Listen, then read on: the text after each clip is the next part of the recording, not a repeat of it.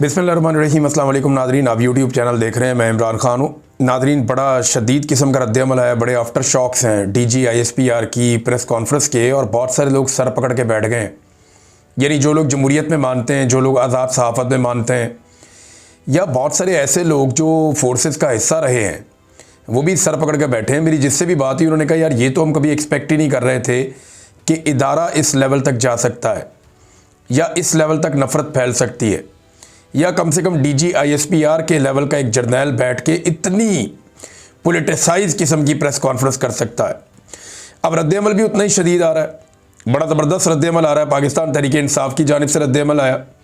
जो लोग बेचारे नरम थे, ज़्यादा खुलकर बात नहीं करते थे, वो भी खुलकर बात करना शुरू हो गए। मैं अली मोहम्मद खान साहब को पढ़ रहा था, उनसे लोग हमेशा शिकवा करते रहे कि आप बहुत खुलकर नहीं आते इस लड़ाई में, तो उन्होंने भी आकर कहा जी इमरान खान लीडर है, ये ज़्यादती है जो आज इमरान खान के साथ हुई है। बहुत सारे दीगर लोग भी इसी तरह की बातें कर रहे हैं। अब खैबर पख्तूनख्वा से बड़ा शदीद रद्द-ए-अमल आया, ख़ास तौर पे उस बयान पर जो वज़ीर आला खैबर पख्तूनख्वा को कुत्ता कहा है DG ISPR ने। ये एक जर्नलिस्ट का सवाल था, उन्होंने सवाल पूछा, जनाब वो कुत्ते बांधे थे मस्जिद में, तो क्या ये वाक़या, इसके ऊपर कोई आपका रद्द-ए-अमल नहीं आया? तो असल में तो बात ये नहीं थी। जो बात सुहेल अफरीदी ने की थी वो ये थी कि मस्जिद में कुत्ते बांधे गए। जब लोग गए और जाकर उन्होंने बात की तो उन्हें कहा गया कि आप और कुत्ते हमारे लिए एक जैसे हैं। यानी वो जो लोग गए थे उनकी तौहीन की गई, उन्हें भी कुत्ते करार दिया गया। इसके ऊपर सबने ये कहा और सबको ये शुबा था, यानी मुझे भी ऐसा था कि ये शायद मामला एग्जेजरेट हो रहा, लेकिन जैसा वज़ीर आला ने कहा हमने वैसा रिपोर्ट कर दिया। उसके बाद जब वहाँ पे कुछ मकामी लोगों से बात हुई तो उन्होंने कहा जी वाक़या हुआ है। मैंने कहा जी कैसे हुआ है? फिर सोशल मीडिया के ऊपर बाकायदा लोगों ने सबूत डाले कि मसाजिद के अंदर जो है वो अजीब तरह की सूरत हाल पैदा हो गई है, जूतों के अंदर लोग अंदर भी चले जाते हैं। बहुत सारी मसाजिद या मदारस जो हैं जहाँ पे पहले जुमे की नमाज या नमाज होती थी, वहाँ पे अब कंट्रोल कर लिया गया है, क्योंकि आबादी उन इलाकों से चली गई है, सिक्योरिटी फोर्सेस के कंट्रोल में वो एरियाज़। और ये कुत्तों वाला वाक़या हुआ था, बाकायदा एक तकरीर भी इसके सिलसिले में पेश की गई। जो लोग ऐनी शाहिदीन थे उन्होंने ये बताया भी, बल्कि एक नौजवान की मैंने आपको वीडियो के बारे में बताया जिसने ये कंफर्म किया कि ये वीडियो उसने बहुत पहले अपने फेसबुक पे लगाई थी, और ये पाकिस्तान तहरीक इंसाफ का भी नहीं है नौजवान, ये पासून का है। तो उसने भी ये बताया था कि जनाब ये कुत्ते वाला वाक़या पेश आया था, जब लोग गए तो उन्हें कहा गया कि आप भी ऐसे हैं, कुत्ते हैं।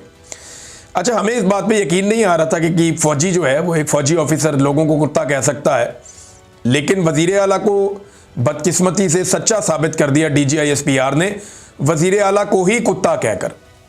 यानी DG ISPR या फ़ौज के बारे में एक ये मार्जिन जो लोगों के दिमाग में था कि ये किसी को कुत्ता नहीं कह सकते, वो DG ISPR ने अपने मुंह से कुत्ता का लफ्ज़ इस्तेमाल करके एक वज़ीर आला के लिए जो अवाम का मुंतखब नुमाइंदा है, जो वोट लेकर आया है, जिसने पूरी एस्टेब्लिशमेंट के ख़िलाफ़ इलेक्शन लड़ा है, जिसने, यानी एस्टेब्लिशमेंट तो पूरी की पूरी जो मिलिट्री एस्टेब्लिशमेंट है वो खैबर पख्तूनख्वा में PTI के साथ थोड़ी थी, वो तो दूसरी जमातों के साथ थी। लेकिन इसके बावजूद पाकिस्तान तहरीक इंसाफ अगर इलेक्शन जीती है तो लोगों ने PTI को वोट दिया एस्टेब्लिशमेंट के ख़िलाफ़। अब उनकी तौहीन हो गई है। अब इसके ऊपर बड़ा सख्त रद्द-ए-अमल आ रहा है और शदीद तरीन गम गुस्सा है कि वज़ीर आला को कुत्ता कहा गया, हालांकि वो करोड़ों लोगों के नुमाइंदे हैं। अब माफ़ी का मुतालबा किया गया कि जनाब माफ़ी मांगे इस मामले पर।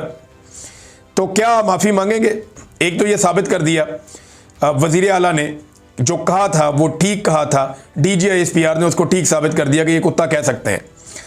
अब एक मैं आपको वाक़या और याद दिलाता हूँ, ये ऐसा पहली दफ़ा नहीं है कि सियासतदानों को कुत्ता कहा जाए या कोई इस तरह की हरकत की जाए।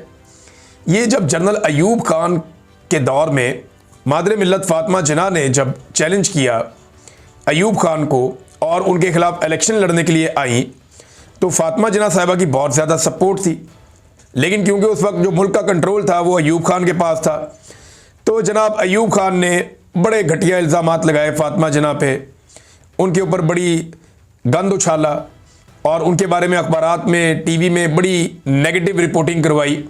हत्ता कि खुर्रम दस्तगीर साहब हैं गुजरावाला से PMLN के, इनके जो वालिद हैं दस्तगीर साहब, इनके बारे में ये दावा किया जाता है कि एक कुतिया इन्होंने ली, एक कुतिया, और कुतिया लेके उसके गले में, कुछ लोग ये कहते हैं कि एक लालटेन डाल दी जो कि इंतखाबी निशान था फातिमा जिन्ना का। कुछ लोग कहते हैं जी फातिमा जिन्ना की तस्वीर जो है वो उस कुतिया के गले में लटका के उसको शहर का चक्कर लगवाया। ये यानी ये पुराना तरीक़ाकार है, ये डिक्टेटर्स ऐसे ही करते हैं। ये ऐसा पहली दफ़ा नहीं हो रहा कि किसी को कुत्ता कहा जा रहा है या इस किस्म के इल्ज़ामात लगाए जा रहे हैं।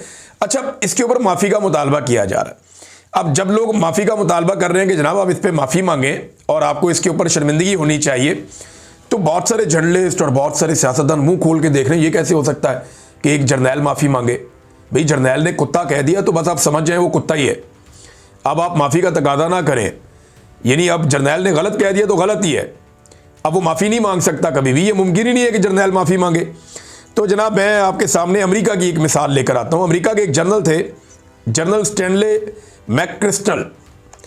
ये अमेरिका की तारीख के फाइनेस्ट जर्नलों में से एक है। यानी उनका जो डिफेंस सेक्रेटरी था उसने एक दिन ये कहा था कि finest warrior and leader of man in combat I ever met, कि मैं अपनी ज़िंदगी में कभी इतने ज़बरदस्त फौजी से नहीं मिला जितना ज़बरदस्त ये स्टैनले मैकक्रिस्टल है। कमाल आदमी है ये आदमी। 34 साल तक अमेरिका के लिए जंगें लड़ता रहा। 34 साल ये अमेरिकी फ़ौज के अंदर, 1976 में ये आया था, 2010 में ये गया। बड़ा ज़बरदस्त करियर था इस बंदे का। इसने कई जंगें लड़ी अमेरिका के लिए। ऑपरेशन डेजर्ट शील्ड इसने लड़ी, गल्फ वॉर इसने लड़ी, अफ़गान वॉर इसने लड़ी, इराक वॉर इसने लड़ी, और आखिर में ये अफ़गानिस्तान के अंदर जंग का हिस्सा था जब इसकी नौकरी गई। अब अमेरिकी दिफाई तज्ज़ियाकारों का मानना है कि इससे बेहतर कमांडर कम ही मिलते हैं। बड़ा शानदार जर्नल था अमेरिका का लड़ाई के मैदान में। इस शख्स ने जो बाइडन और दीगर ऑफिशियल्स के बारे में कुछ तमस्खर अमेज़ बात कर दी, और इसके लोगों ने भी कर दी। वो बात रिपोर्ट हो गई मीडिया में, और उसके बाद इसको बुलवाया गया, बुलवाकर इससे इस्तीफ़ा मंगवाया गया और फिर इसको नौकरी से फारिग कर दिया गया। ये बंदा देखें इतना तगड़ा था। इसके बाद 9 बड़े फौजी एजाज़ात थे अमेरिका के। अमेरिकी फौजी एजाज़ात एवं नहीं मिल जाते, बड़े बड़े 9 फौजी एजाज़ात थे और तगड़े फौजी एजाज़ात थे इस बंदे के पास। लेकिन स्टैनले मैकक्रिस्टल को, 4 स्टार जनरल को बराक ओबामा ने बुलवाया। उसने ना सिर्फ माफ़ी मांगी तहरीरी तौर पे, माफ़ी मांगने के बाद उसको उसके ओहदे से 23 जून 2010 को मैदान जंग से बुलवा के हटा दिया गया। ये है जनाब कौम। इस तरह बना जाता है सुपर पावर, इस तरह उसूल बनाए जाते हैं मुल्क के अंदर। लेकिन यहाँ पाकिस्तान में जो जिसको मर्जी कुछ कह ले, उन्होंने कुत्ता कह दिया, हुकूमत बजाय इसके कि हुकूमत ये कहे कि यार ये ज्यादती है। वो एक लीडर है, आप उसको कुत्ता नहीं कह सकते, और वो एक सूबे का आईनी सरबराह है, एक सरकारी मुलाजिम 22वें ग्रेड का, वो उसको कुत्ता नहीं कह सकता। बजाय ये कहने की हुकूमत कह रही है कि हम डीजी की प्रेस कॉन्फ्रेंस के एक एक लफ्ज़ की हिमायत करते हैं।